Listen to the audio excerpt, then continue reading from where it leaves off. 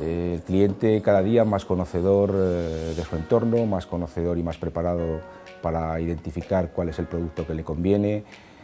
Junto a las nuevas tecnologías que están aportando una diferenciación importante en los procesos anteriores, está haciendo que se marque un ritmo muy rápido, que se evolucione de una forma muy importante.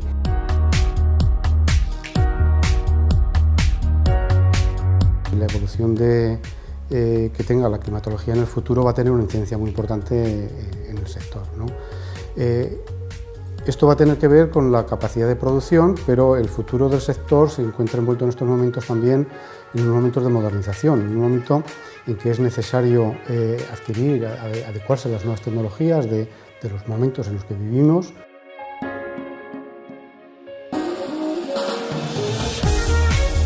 El concepto que, en mi opinión, va a definir la evolución de toda la cadena alimentaria es el de intensificación sostenible.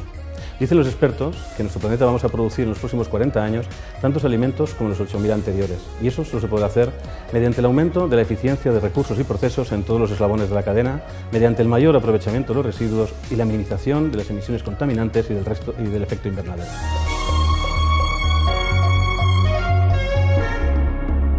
Bajo mi punto de vista, el sector tiene que pasar o tiene dos retos de futuro importantes. Uno debería ser la recuperación del consumo interno y otra es la exportación, recuperar ese consumo interno porque de verdad es donde vamos a poder expresar nuestro valor añadido, ¿no?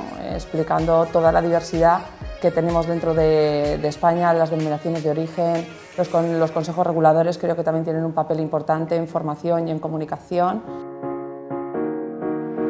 En la industria alimentaria tenemos un reto muy importante, consistente en la innovación y también en la exportación. En toda España, pero aquí en concreto en Aragón, tenemos que encontrar la manera de dar al consumidor final o de ayudar a los clientes que sirven al consumidor final, bien sean clientes artesanos o clientes industriales, cómo dar al consumidor final productos que sean más saludables, que sean más ricos.